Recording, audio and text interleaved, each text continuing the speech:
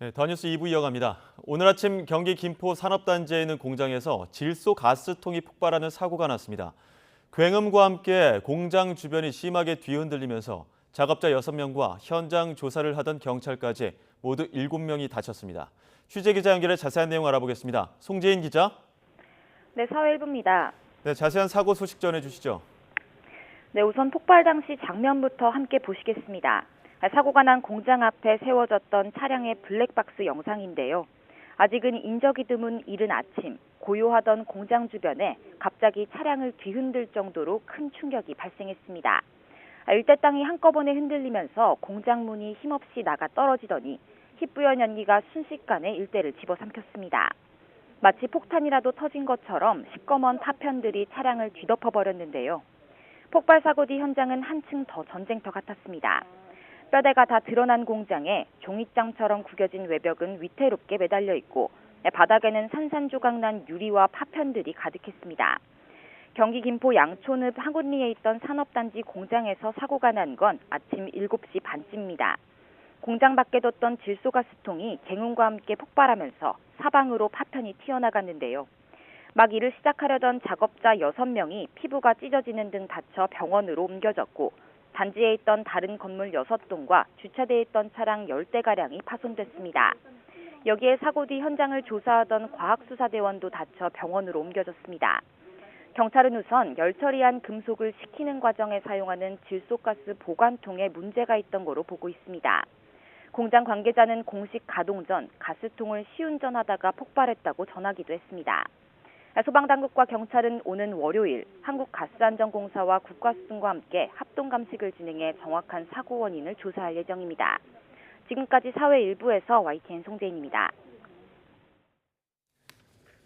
문재인 대통령이 오는 9일 국립현충원 참배를 시작으로 임기 마지막 일정을 소화합니다. 청와대는 문 대통령과 부인 김정숙 여사가 오는 9일 오전 서울 동작구 국립서울현충원을 찾아 헌화, 분향하고 순국 선열과 호국 영령을 추모할 예정이라고 밝혔습니다. 이어 문 대통령 부부는 대한민국 임시정부 김구 주석을 비롯해 대한민국 독립을 위해 몸을 바치신 임시정부 요인과 3.24 모욕이 조성돼 있는 서울 용산구 효창공원의 독립유공자 묘역도 참배합니다. 문 대통령은 현충원과 효창공원 참배를 마친 뒤 복귀해 청와대 본관에서 퇴임 연설을 통해 지난 5년 임기 동안의 소회를 국민에게 전할 예정입니다.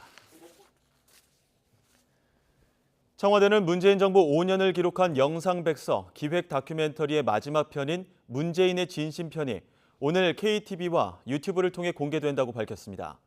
청와대는 문재인의 진심편은 문 대통령의 인터뷰를 중심으로 구성된 특별편으로 국정 운영에 대한 소회와 함께 결정적 순간들에 얽힌 비하인드 스토리가 담겨 있다고 전했습니다.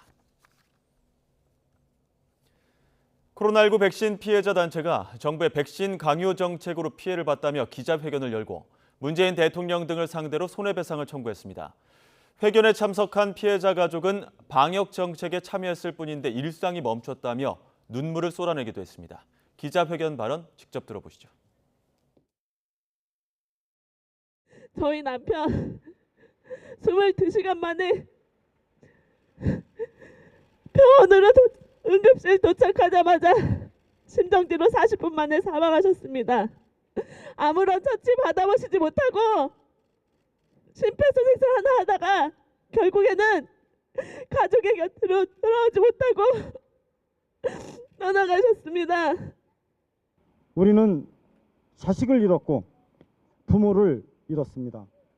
우리는 현재 문재인, 김부겸, 유은혜, 정은경 상대로 민사도 하지만 세월호 사건처럼 부작위에 의한 살인죄, 업무상 과실치사상에 대한 형사 책임도 묻겠습니다. 고위공직자범죄수사처가 옵티머스 펀드 사기 사건 수사를 부실하게 했다는 의혹으로 고발된 윤석열 대통령 당선인과 당시 수사지휘부를 무혐의 처분했습니다. 공수처는 오늘 옵티머스 부실 수사 의혹에 대한 수사 결과를 발표하고 직권남용 권리행사 방해와 직무유기 혐의 등으로 고발된 당시 서울중앙지검장 윤석열 당선인을 혐의 없음 처분했습니다. 또 또 당시 중앙지검 1차장 검사를 역임한 윤대진 법무연수원 기획부장과 이두봉 인천지검장, 형사 7부장으로 수사팀을 이끌던 김유철 부산고검 검사, 손준성 대구고검 인권보호관 등 함께 입건된 5명도 무혐의 처분했습니다. 공수처는 당시 검찰에서 적절한 수사를 했다면 피해를 미연에 방지할 수 있었다고 고발인들은 주장하지만 주임 검사가 보완 수사 지휘를 내리기까지 했다는 점에서 강제 수사에 착수하지 않은 것만으로 직권남용이나 직무유기로 단정하기 어렵다고 밝혔습니다. 윤석열 대통령 당선인의 취임식 행사가 국회 앞마당에 4만석 규모로 마련됩니다. 박주선 대통령 취임준비위원회 위원장은 취임식 본 행사가 10일 오전 11시 윤석열 당선인 내외 입장으로 시작되고 국민희망 대표 20명과 함께 단상에 오를 예정이라고 밝혔습니다. 유명 연예인은 출연하지 않으며 윤 당선인은 단상에서 계단으로 내려와 취임 선서를 하고 25분가량 취임사를 발표할 예정입니다. 취임식을 마친 뒤 윤 당선인은 곧바로 국방부 청사에 설치된 새 대통령 집무실로 이동해 업무를 시작합니다. 시진핑 중국 국가주석의 최측근인 왕치산 부주석이 오는 10일 윤석열 대통령 취임식에 참석합니다. 일본에서는 하토야마 유키오 전 총리 참석이 확정된 가운데 강요급 인사도 파견할 예정입니다. 일본 내 관련 절차가 완료되는 대로 발표될 전망입니다. 박주선 대통령 취임준비위원장은 오늘 브리핑에서 외빈 300여 명이 대통령 취임식에 참석할 예정이라고 밝혔습니다. 또 취임식에 참석할 전 현직 정상급 인사로는 할리마 야콥 싱가포르 대통령과 포스탱 아르샹주 투아데라 중앙아프리카공화국 대통령, 메가와티 수카르노 푸트리 인도네시아 전 대통령 등이 공개됐습니다. 어린이 10명 가운데 6명이 학원 때문에 저녁 6시가 지나야 집에 가는 것으로 조사됐습니다. 정부는 영유아 교육 지원과 초등학교 돌봄을 확대해 사교육 부담을 줄이고 부모 급여도 신설하기로 했습니다. 새 정부의 육아 지원 정책 방향, 김연아 기자가 정리했습니다. 초등학교 앞이 학원차로 북적입니다. 수업이 끝나는 시간은 대개 1시에서 3시 사이. 하지만 대부분은 집이 아닌 학원으로 직행합니다.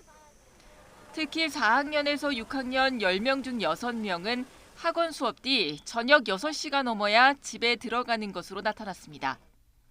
수업도 오래 하는데 힘들기도 한데 그런데 태권도까지 하면 너무 힘들어요.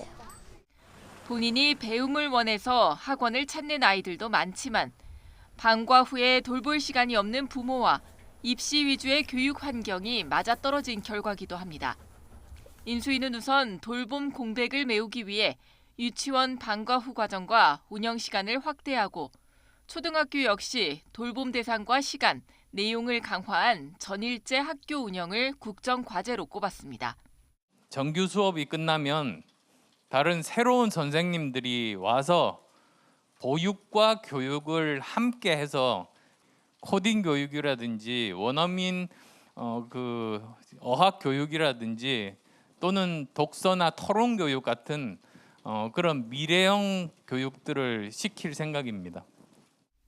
또 0에서 11개월 아동 1인당 내년부터 월 70만 원, 내후년엔 100만 원의 부모 급여를 지급하고 만 0세에서 5세까지 영유아 보육과 유아 교육을 통합하는 유보 통합 추진단도 구성됩니다. 지금은 같은 나이인데도 다니는 곳이 어린이집인가 유치원인가 또 공립이냐 사립이냐에 따라 비용은 물론 교육과 시설 수준도 차이가 큰데 이를 통합하자는 겁니다. 체제가 정비가 되면은 무상교육이나 의무교육도 같이 갈 수 있어서 부모들은 그 교육비나 보육비의 경감이 확실히 되고요. 그리고 영유아의 연계, 그다음에 초등과의 연계가 원활하게 될 수 있기 때문에 초중등 교육에선 소프트웨어와 인공지능 교육을 의무화하고 개별 학교에서 개설이 어려운 과목은 가칭 온라인 고교를 신설해 가르치기로 했습니다. 인공지능 기반 학력 진단 시스템을 도입해 기초 학력도 높이겠다는 계획인데 학교별 시설 수준에 따른 교육 격차 확대 우려도 나옵니다. YTN 김연아입니다.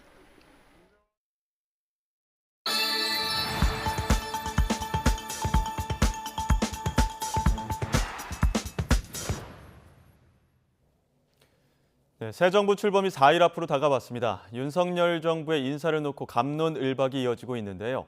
정치권 공방 속에 6일 지방선거에 대한 관심도 높습니다. 전국 주요 현안, 여야 정치인 두 분과 짚어보겠습니다. 김영주 전 의원, 오신환 전 의원 나오셨습니다. 어서 오십시오. 안녕하세요. 안녕하세요. 6일 지방선거판이 굉장히 커지고 있습니다. 이재명 고문이 보궐선거에 등판하게 됐고 또 안철수 위원장도 곧 출마를 공식화할 듯한데요. 먼저 이재명 고문 출마 관련 이야기 듣고 오겠습니다. 대양 을입니다. 이재명 상임 고문을 후보자로 의결했다는 말씀을 드립니다. 그 사이에 오늘 박지원 비대위원장 모두 발언도 있었습니다만 최근에 지도부가 이재명 상임 고문께 지방선거 승리를 위해서 직접 출마해 줄 것을 요청을 했고 그것에 대해서 이재명 후보도 동의를 하셨기 때문에 대양을에 출마를 하고 또 동시에 이번 선거 선대위에 총괄 상임 3대 위원장을 맡기는 것으로 오늘 비대위가 결정을 했다는 말씀도 아울러 드립니다. 이재명 고문이 너무 좀 안정적인 곳에 출마하는 거 아니냐라는 비판이 있습니다. 여기에 대해서 좀 큰 말씀 부탁드리겠습니다. 결코 계양을도 그렇게 녹록한 곳은 아니다라는 여러 여론조사 결과도 있고요. 또 전체 선거판을 다 리드를 해야 되기 때문에 그렇게 또 후보가 계양을에 출마해서 거기서 원내 입성을 반드시 성공시키고 그렇게 해서 인천 지역과 여타 지역에까지 그러한 효과가 미칠 수 있도록 그렇게 하고자 하는 그런 결정이었다.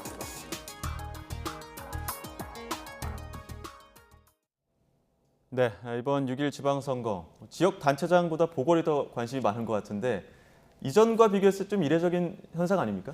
일단 대선 후에 지방선거가 바로 맞물려 있고요. 그런 과정에서 지난 대선에 실질적으로 본선에 출마하셨던 분, 또한 대선에 같이 경선에 참여하셨던 이런 대선 주자급 인사들이 계속 속속 보궐선거에 출마를 하다 보니까 지방선거보다는 오히려 보궐선거에 더 많은 큰 관심을 미니 대선이라는 얘기까지 갖게 되는 그런 경향이 있습니다. 이제 이재명 전 후보의 경우는 사실상 지금 불과 2달뿐이 안 됐잖아요. 이제 민주당으로서는 상당히 좀 0.7% 차에 대한 어떤 아쉬움이 클 텐데 그 내부에서도 지금 송영길 전 대표의 서울시장 출마 여부와 관련해서 굉장히 큰 논란이 민주당 내에서 있었는데 그것이 차기의 또 다른 권력의 한 계파 갈등으로 이어지고 있는 측면이 있거든요. 그러니까 지금 이재명 전 지사의 경우 국회의원으로 보궐선거 출마하고 또 전당대회에 출마설이 있지 않습니까? 그것은 결과적으로 2년 뒤에 있을 총선에서의 공천권과 맞물려 있기 때문에 그것을 토대로 그 다음 5년 뒤에 또 대권을 꿈꿀 수 있는 그런 여러 가지 복합적인 변수들이 함께 맞물려 있기 때문에 당에서도 요청이 있었겠지만 본인도 그런 포석 속에서 아마 출마를 어렵게 결단하지 않았나 이렇게 보여집니다. 원내 입성 후에 당권 잡고 대권으로 이어지는 그런 구도를 말씀해 주셨는데 안철수 위원장도 오늘 출마 선언을 할 것으로 이게 가시화가 되고 있는 상황입니다. 아직까지는 뭐 관련 내용이 언급이 되고 있지는 않지만 이 전직 대권 주자들, 그러니까 대선 후보들은 원래 정치적으로 자명이 좀 길었었는데 이렇게 끝나자마자 바로 나오는 부분들에 대해서 어떻게 판단하고 계십니까? 글쎄요, 아무래도 전 세계적으로 시간이 굉장히 빨리 가는 그런 흐름이 있는 것 같은데 말씀하신 대로 옛날에는 그 대선에 떨어지면 한 1, 2년 정도 외유를 했다가 외국에 갔다 오셨다든지 뭐 그렇게 좀 쉬었다 왔는데 지금은 그야말로 미디어 시대다 보니까 1, 2년 정도 전개를 벗어나 있고 또 화면에 나오지 않으면 사람들이 잊어버리고 또 새로운 리더가 등장할 수 있고 이런 것들 때문에 차기를 생각하는 대선 후보들의 마음도 조금 과거에 비해서는 조급한 거 아닌가. 그래서 그냥 과거에는 거의 어떤 당의 오래된 정치적 구력을 통해서 입지를 다진 상태에서 후보가 됐기 때문에 좀 기본 조직이 있었다면 지금 현재 윤석열 당선인도 그렇고 거의 당내에 어떤 뿌리 없이 그냥 정광석화처럼 후보가 되는 예. 그런 상황이거든요. 마크론 대통령도 그렇고 뭐 그런 부분이 있기 때문에 그걸 방치하면 안 된다 하는 그런 어떤 후보들의 위기의식들도 예. 한번 작용하고 있지 않느냐. 그렇기 때문에 다음에 전당대회에 나와서 내가 당권을 회복하기까지의 공백 기간조차도 이렇게 그냥 내들 줄 수 없는, 그러니까 실제 안철수 위원장이나 또 이재명 후보나 또 고문이나 똑같이 확실하게 당내에서 오랫동안 다져온 사람들이 아니란 말이에요. 지금. 예. 예. 그러니까 안철수 그 인수위원장도 오늘 뭐 인수위 해산을 했습니다만은 예. 과연 국민의힘이라고 하는 당에서 자기를 어떻게 볼 것인지를 아직도 퀘스처 마크이기 때문에 예. 어떻게 보면 우선은 원내 진출 이후에 빨리 원내를 장악하는 그런 것이 필요한 거 아닌가 그렇게 보여집니다. 기세를 타고 기반을 좀 잡아야 되겠다는 필요성 때문에 조금 조급한 판단도 있지 않았냐 이런 판단이신데 그 지역에 대해서 연구가 없다 뭐 이런 당내 비판도 좀 나오는 것 같아요. 그것은 역사적으로 보면 김대중 대통령도 강원도에서 당선도 하셨고 예. 예컨대 지금 박민식 의원도 부산 북구지만 사실은 사시는 데가 분당이라고 해서 분당에 지원도 하셨고 이런 부분에 대해서는 너무 자기 지역의 연고와 국회의원은 좀 다릅니다. 사실 자치단체장은 조금 그래도 그 지역에서 오랫동안 일했던 뭐 혹은 봉사도 하고 살았던 분이지만 국회의원의 경우에는 과거에도 좀 그런 부분들이 많이 있기 때문에 예. 뭐 물론 자기 지역에서 오랫동안 지역을 잘 아는 분이 지역을 대표하는 국회의원 되면 좋겠지만 뭐 그렇지 않은 분들도 굉장히 많다 그렇게 봐야 되겠죠. 이준석 대표는 또 오늘 아침에 원내 입성해서 본인 수사를 어떻게 보면 방탄치려는 부분을 의심을 지울 수가 없다 또 이렇게 얘기하는데 그건 어떻게? 이제 오히려 저 부분이 좀 중요한 문제인데요. 예. 그러니까 뭐 지역의 연고 부분은 사실 뭐 워낙 전국적인 인지도와 대선 주자였기 때문에 그것을 뛰어넘는다 하더라도 지금 본인이 가지고 있는 앞으로의 권력에 대한 진로 방향 예. 또 당권을 줘야 되는 부분 그리고 지금 이준석 대표가 얘기한 지금 수사가 대장동 수사가 진행되고 있는 과정 속에서 이제 뭐 국회로 입성을 해서 결국에는 그것을 피하려고 하는 것이 아니냐 이런 의심은 분명히 가질 수밖에 없는 측면이 있습니다. 그리고 이재명 그 고문을 지지하고 있는 예. 원내 그룹들이 분명히 저런 부분들에 대한 조언을 했을 거라고 여겨지고요. 예. 또 이재명 고문께서 특히 인천 계양을로 굳이 가는 것은 한편으로 보면 그 대장동의 그 핵심인 분당보다는 오히려 그것이 계속 또 쟁점화되고 그것이 언론을 통해서 비화될 가능성들이 크기 때문에 계양으로 좀 이렇게 도망친 것 같은 느낌들을 지울 수가 없습니다. 그래서 향후에 저것이 독이 될지 득이 될지는 이제 향후 우리가 좀 지켜볼 필요가 있는데요. 예. 뭐 그 부분은 안철수 위원장의 경우도 마찬가지입니다. 조금 이제 어려운 지역들을 선택해서 오히려 승부수를 던짐으로 인해서 큰 정치 지도자로서의 어떤 과감성이나 이런 결단력을 보여주는 것들이 오히려 국민들께 좀 더 감동을 줄 수 있는데 이제 그런 측면에서는 두 분이 이게 양쪽을 피해간 것들이 예. 이 관전자인 저의 개인의 입장에서는 좀 아쉬움이 있습니다. 오히려 진검승부를 둘이 한번 붙어봤으면 뭐 이왕 출마를 하겠다고 했으면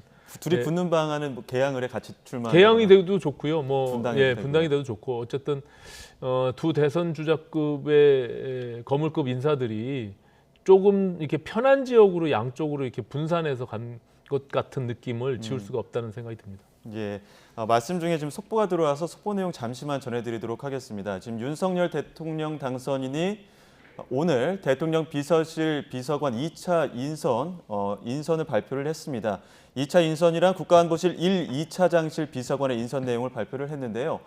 관련 내용 잠시 짚어드리면 비서실과 국가안보실 비서관 20명 추가 발표했습니다. 안보전략비서관의 임상범, 경제안보비서관의 왕윤정 전 동덕여대 교수, 그리고 국정홍보비서관의 강훈 전 조선일보 논설위원, 그리고 국민소통관장의 김영태 전 쿠팡 커뮤니케이션 총괄 부사장 등이 지명이 됐다. 이런 소식이 들어왔습니다. 보다 자세한 소식은 다음 뉴스에서 다시 한번 전해드리도록 하겠습니다. 네, 계속해서 이야기 나눠가도록 하겠습니다. 지금 오신환 전 의원께서는 좀 편한 곳으로 가면서 좀 맞대결을 피한 것이 아니냐 이런 판단을 주셨는데 어떻게 보십니까? 안철수 위원장 아직까지는 뭐 출마 발표를 하진 않았지만 성남 분당갑이 유력하지 않습니까? 뭐 유력하다고 봐야 되겠죠. 이제 그만큼 확실하게 그 리스크가 높은 데를 피하고 싶은 그런 마음이 있는 것 같아요. 예. 그러니까 진검승부를 해서 이기면 좋겠지만 예. 두 사람 중에 한 사람은 굉장히 정치적인 큰 피해를 받기 때문에 또 예를 들면 분당에서 할 경우와 개항에서 할 경우에 유불리가 따로 있지 않습니까? 누구한테 좀 더 유리하고 가령 이제 개항을이라고 하는 곳은 송영길 대표가 5선을 했다는 것은 누가 보더라도 민주당 쪽에 유리한 그런 부분이 있는 거고 예. 분당갑은 사실은 뭐 성남이라고 하는 지역이 이재명 지사의 텃밭이기는 합니다만은 특이하게도 성남 중에 분당갑이라고 하는 판교 지역의 그 민심은 또 국민의힘에 유리한 것도 사실이거든요. 예. 이제 그런 측면에서 조금 이제 이게 서로 공평해야 되는데 차라리 전혀 이해관계가 없는 다른 예. 뭐 충청 지역에서 한번 붙어본다든지 이제 그런 것일 수 있는데 아무래도 그러기에는 두 분 다 그 대신에 당에서 중요하게 어떤 선거에 대한 총괄 뭐 선대위원장을 하신다든지 조금 대선 인물인 만큼 자기 선거는 좀 게을리해도 되는 지역에서 상징적으로 나오시면서 다른 지방선거의 승리에 독려를 하는 그런 선택지를 당에서 주고 있지 않느냐. 두 분 다 예. 지금 이재명 후보인 경우에도 총괄 상임선대위원장 또 안철수 인수위원장도 만약에 출마하게 되면 아마 당에서 그런 역할을 주시지 않을까 그렇게 생각이 듭니다. 네. 그 이재명 그 상임고문이 인천 계양을 나왔을 때 그 이준석 대표가 우린 명분으로 싸우겠다. 이게 명분을 최대한 갖춘 어떤 맞수를 내세우겠다 이렇게 얘기했는데 혹시 거론되는 사람들이 있습니까? 일단 뭐 내부적으로 어쨌든 바로 직전에 대선 주자, 특히 민주당의 대선 주자가 보궐선거에 출마하기 때문에 네. 저희로서는 신중을 기할 수밖에 없고요. 기존에 있는 그 지역의 당협위원장이 있습니다. 그래서 포함해서 아마 이제 공천관리위원회에서 신중을 기하고 있는 것으로 알고 있고요. 예. 이재명 지사뿐만이 아니라 우리 안철수 위원장의 경우는 예. 분당갑에 지금 윤석열 특보를 역임했던 박민식 전 의원이 예. 이미 출사표를 던지고 있고요. 예. 그 상황에서 이준석 대표도 이것이 그냥 꽃가마 탈 수 있는 그런 상황은 아니다. 예. 그래서 이제 경선을 예고했는데 그 공관위와 좀 협의가 필요한 부분들이 분명히 있습니다. 그래서 저것이 어떻게 공천이 결론이 날지 정말 귀추가 주목되는 그런 지역입니다. 전략 공천은 아니지만 단수 공천 가능하다 이런 이야기 있어서요. 뭐 그럴 수는 물론 있죠. 다 여지는 이제 예. 당과 공천관리위원회가 협의해서 결정을 내릴 텐데 단순히 그냥 쉽게 안철수 위원장을 전략 공천으로 단수 공천으로 할 수 있을지 이거는 조금 지켜볼 필요가 있을 것 같습니다. 예. 경기도 이야기도 해봐야 될 것 같은데 하태경 의원이 지금 뭐 안철수 위원장이 성남 분당갑 출마를 하게 되면 오히려 그 경기지사 출마한 김은혜 후보보다 더 부각되는 거 아니냐. 이거 경기도 선거에 크게 장점으로 되지 않을 것이다 이런 분석들도 하던데 여기에 대해서는 어떤 의견이십니까? 글쎄요, 뭐 크게 부각된다고 해서 김은혜 도지사한테 꼭 마이너스 된다고 보여지지는 않고요. 어쨌든 자기 진영의 결집을 더 도와줄 수 있다면 결과적으로는 뭐 도움이 되는 것이죠. 뭐 누가 더 돋보이느냐 안 돋보이느냐는 것보다는 아마 부분적으로는 그런 것에 대한 뭐 애정이 어린 어떤 비판이라고 볼 수 있겠습니다만은 아무래도 이제 중량감이라고 하는 측면이 있죠. 소선 의원으로서 또 뭐 말하긴 좀 그렇습니다만 여성 초선 의원 또 50대 초중반 의원의 어떤 그 도지사 도전이라고 하는 것이 중량감이 다소 떨어지기 때문에 이제 그런 부분에 대해서 이렇게 높아심으로 얘기를 하는 것이지만 안철수 위원장이 출마함으로써 그것이 오히려 덕이 되는 수도 있을 거라고 보여집니다. 이미 후보자는 정해져 있는 걸 가지고 지금 와서 그러면 뭐 안철수 위원장을 뭐 경기도지사에 내보내고 그럴 수 있는 건 아니지 않습니까? 네, 그런 측면에서는 뭐 굳이 하태경 의원이 왜 저런 얘기를 하는가? 뭐 제가 다른 당의 일이라서 굳이 그런 얘기 할 필요 없겠습니다만은 예. 뭐 크게 걱정하지 않아도 될 문제인 것 같습니다. 예. 지금 말씀하시는 중간에 속보가 들어왔습니다. 안철수 인수위원장이 성남 분당갑에 사실상 출마 선언을 했다, 이런 속보입니다. 제 몸을 던지겠다, 이런 이야기를 한 것으로 지금 전해지고 있는데요. 안철수 인수위원장의 이 판단, 앞서 이재명 전 지사의 경우에는 당권 보고 대권 가는 길을 보고 가는 것이다, 이렇게 판단하셨는데 지금 안철수 위원장의 이 판단은 어떤 시나리오로 보십니까? 앞서 김영주 의원님 말씀처럼 안철수 위원장은 이제 국민의힘과 국민의당이 합당을 한 후에 예? 국민의힘 내부에서의 본인의 입지를 어떻게 키워갈 건지, 그것 또한 마찬가지로 지금 여전히 이제 5년 뒤에 대권을 염두에 두고 있는 행보이거든요. 예. 그래서 일단은 정부에서의 일보다는 당에서의 본인 입지를 키우겠다라는 판단을 한 것 같고요.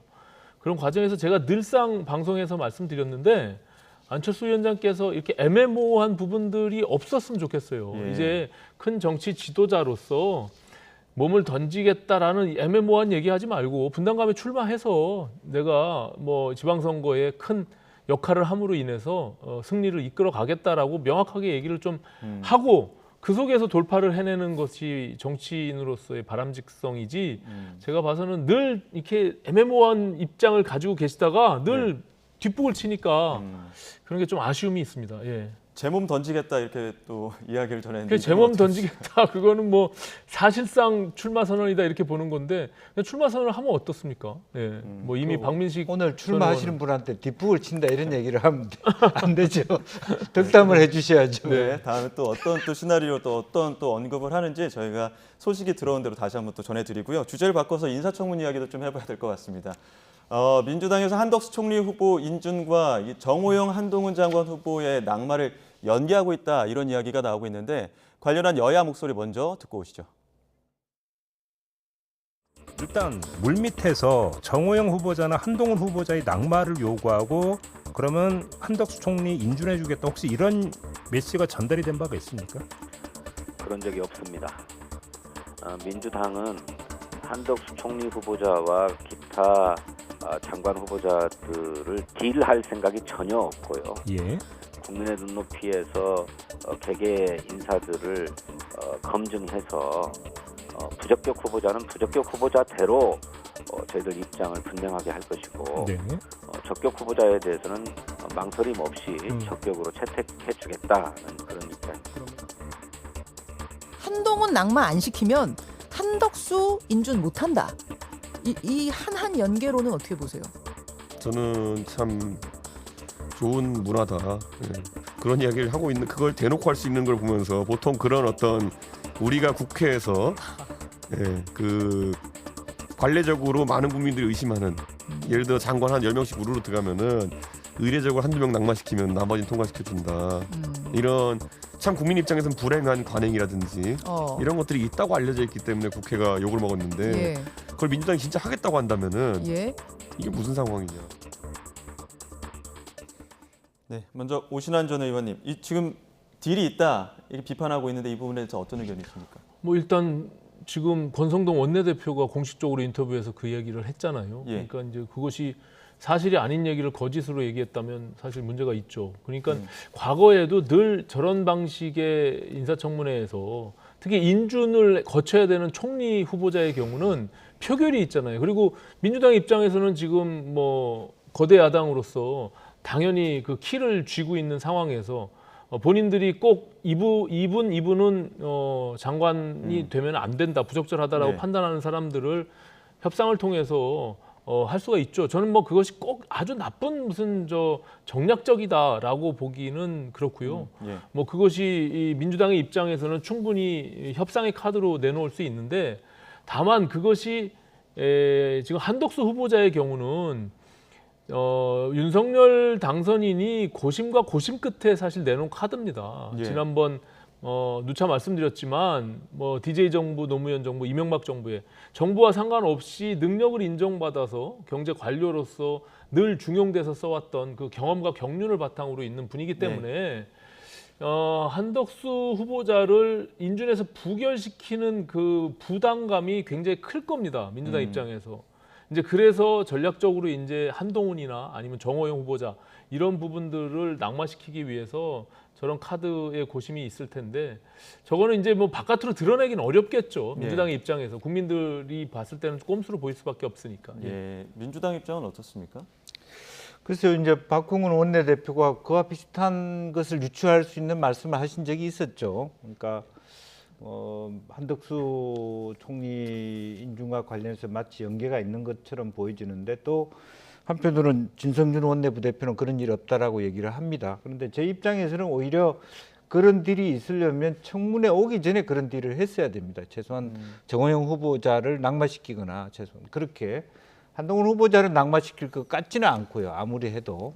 또 국민들이 전체적으로 봤을 때 저분은 도저히 안 되겠다라고 하는 분들 입장에서 한 사람 정도. 근데 김인철 후보자는 이미 자진 사퇴를 하셨기 때문에 그런 의미에서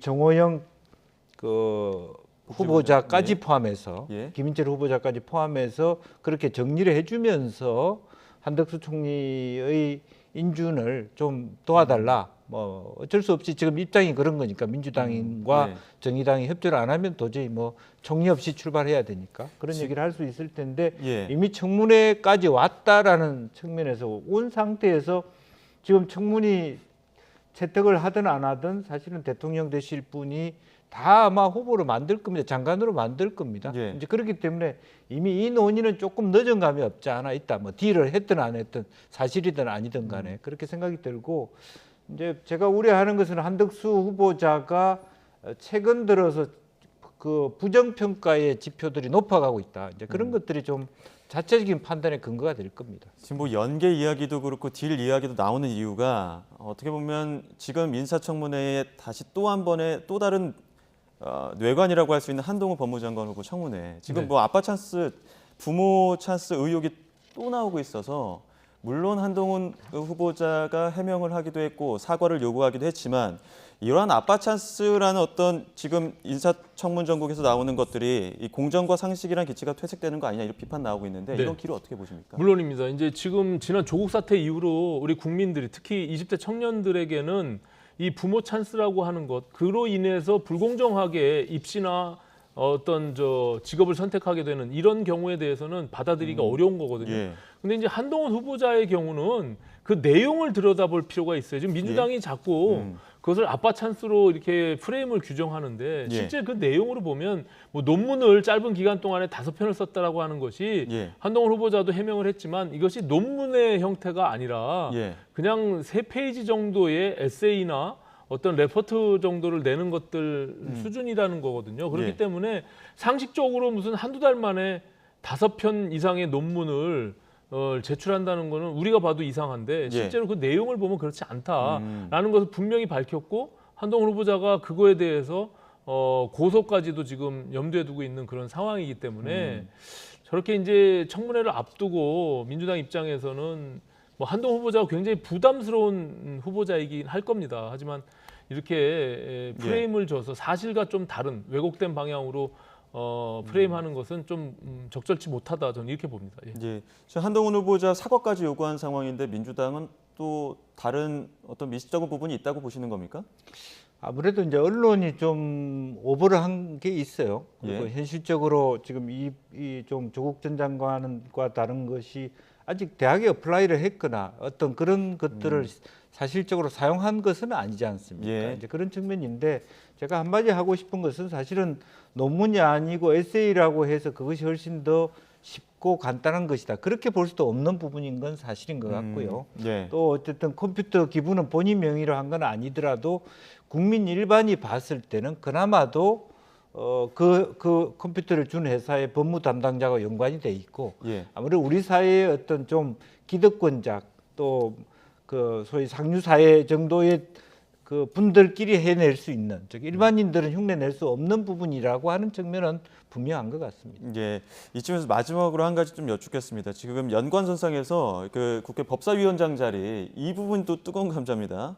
민주당에서는 하반기에도 우리가 법사위원장 맡아야 된다 이렇게 지금 주장하고 있는 거고 국민의힘은 이거 강탈이다 이렇게까지 표현 수위를 높였는데 이 부분은 어떻게 의견 갖고 계십니까? 뭐 아시다시피 21대 국회에서 사실은 무리수를 더 가면서 법사위원장을 이미 뺏어간 거죠.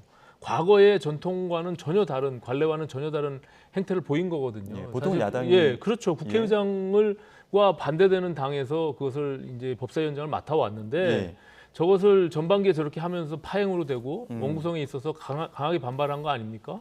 그런데 그 이후에 다시금 이제 제대로 된 원구성, 후반기 원구성을 하기를 위해서 협상을 해서 합의를 본 것을 저런 식으로 협박하듯이 다시 법사위원장을 민주당이 하겠다라고 하는 것은 정말 적절하지 못하죠. 그러면 지금 권성동 원내대표 얘기대로 그럼 국회의장을 내놓는 방식으로 가야 되는데 일당이 국회의장을 맡는 것이 마땅하고요. 법사위원장은 지금 약속한 대로 국민의힘이 맡는 것이 저는 뭐 아주 관례에 비추어서 적절한 것이 아닌가 이렇게 봅니다. 지금 민주당이 보기에는 법사위원장 누가 맡느냐에 따라서 지금 여야 쟁점 법안의 어떤 운명이 달라질 수 있기 때문에 법사위원장만큼은 하반기에 꼭 가져가야 된다 이런 입장이잖아요. 근데 어쨌든 합의한 건 합의한 것이기 때문에 뭐 민주당 지도부가 그렇게까지라도 해야 되겠다라고 하는 것은 그 나름대로 이유가 있겠습니다만은 전체적으로 국민들이 민주당을 보는 시각, 그러니까 지난번에 소위 오거돈, 박원순 두 시장의 그 낙마 이후에 나타나는 당헌 당규를 개정해서 한다든지 위성정당에 실제적으로 어떤 당을 만든다든지 지금도 합의한 것을 스스로 깬다라고 하는 것은 당 스스로 미래 발전에 있어 별로 좋은 건 아니다. 좀 손해를 보더라도 합의한 정신에 따라가는 것이 저는 옳다 그렇게 봅니다. 예, 알겠습니다. 여기까지 듣도록 하겠습니다. 지금까지 김영주 전 의원 그리고 오신환 전 의원과 전국 상황 짚어봤습니다. 오늘 말씀 고맙습니다.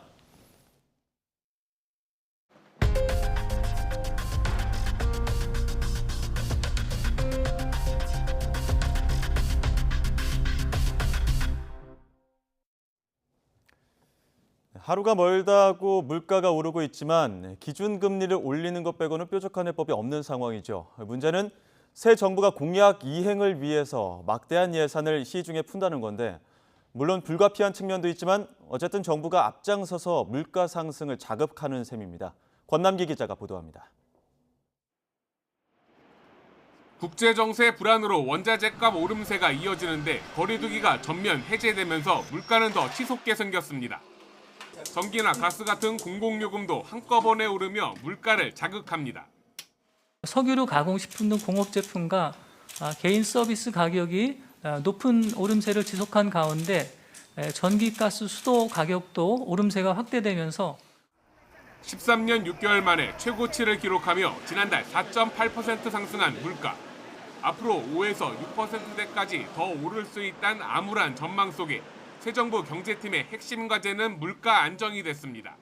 하지만 아직 별다른 해결책은 안 나왔고 110대 국정과제인 수급 안정과 같은 원론적인 내용만 담겼습니다. 이런 이유로 지금 물가를 진정시킬 유일한 방법은 금리 인상밖에 없어 보입니다. 전반적인 기조로 봐서는 지금까지는 물가를 더 걱정하고 있어요. 급한 대로 금리를 계속 올려 시장에 풀린 돈을 걷어들이는 방식으로 인플레이션을 막겠다는 겁니다. 문제는 새 정부의 정책 방향이 정반대로 가는 모양새라는 점입니다. 인수위는 손실 보상을 위한 추경으로 30조 원 이상을 쓰고 국정과제 실천을 위한 예산으론 한 해 40조 원을 배정하겠다고 밝혔습니다. 재정에 대한 부분인데요. 저희들이 계산을 해보니까 5년간 총 209조 원 정도가 필요합니다. 1년에 40조 정도가 됩니다. 새 정부가 내세운 감세 정책 역시 물가 상승 압박으로 돌아올 가능성이 큽니다. 대규모 지출 그리고 감세를 통한 작업들이 이루어지게 되면 사실상의 정부 재정 지출 확대를 통해서 물가 상승세를 더욱 과속화시킬 수 있고요.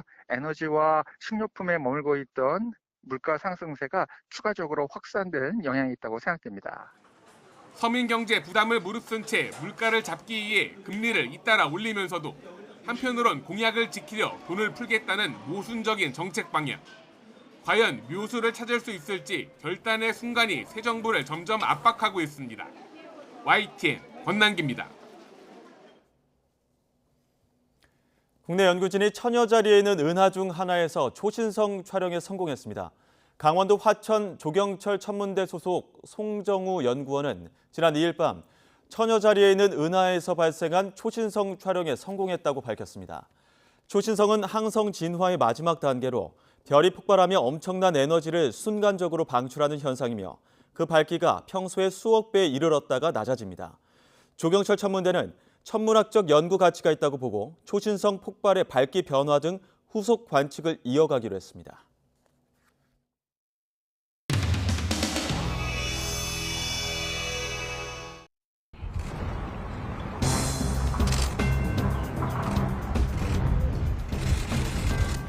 여기는 그럼 여기 영종. 영종. 네, 영종. 이것도 섬 아니야? 네, 영종 섬인데 이제 뭐 다리가 연결된.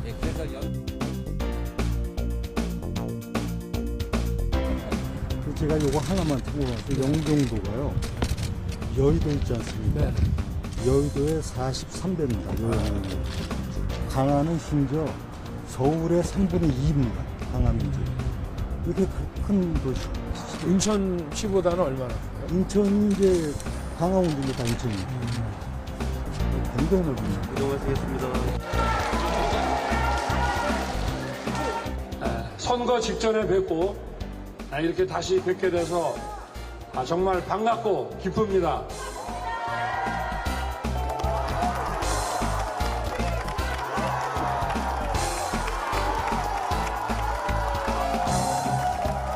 지금 리모델링 컨설팅 시범 사업을 추진하게 되었습니다.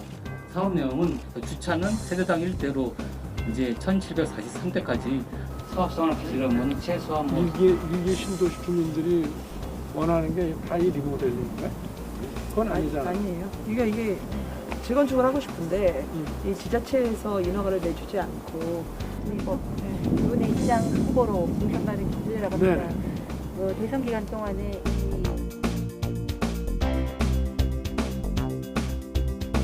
윤석열 당선자는 당선 후 찾아뵙겠다는 약속을 지킨다는 명목이지만 6일 지방선거를 코앞에 둔 상황에서 민생 행보로만 보이지는 않습니다. 사실상의 선거 운동입니다. 역시나 반대만 하는 정당 민주당이 연일 당선인의 지방 방문 일정에 대해서 볼멘 소리를 하고 있습니다. 선거 시기라 이해는 하지만은 그 정도 하시지요. 좀스럽고 민망한 일입니다. 우리는 민주당.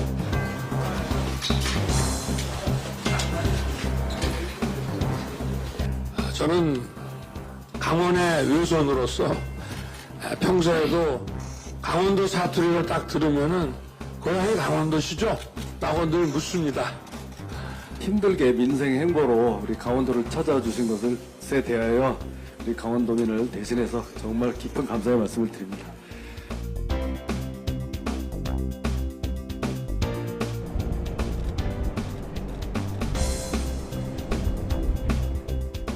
법사라고 지금 예전에 고려시대 왕사께서 여기 내려가실 정도로 상당히 부자 동네였습니다.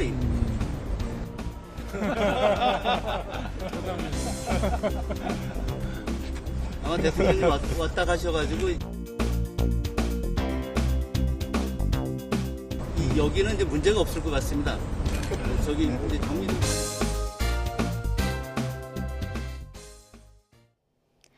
사흘째 예년 기온을 웃도는 낮더위가 이어지고 있습니다. 오늘 서울은 한낮에 25.6도까지 오르며 다소 덥게도 느껴졌는데요. 주말인 내일도 서울은 24도까지 올라 오늘과 비슷한 날씨가 예상됩니다.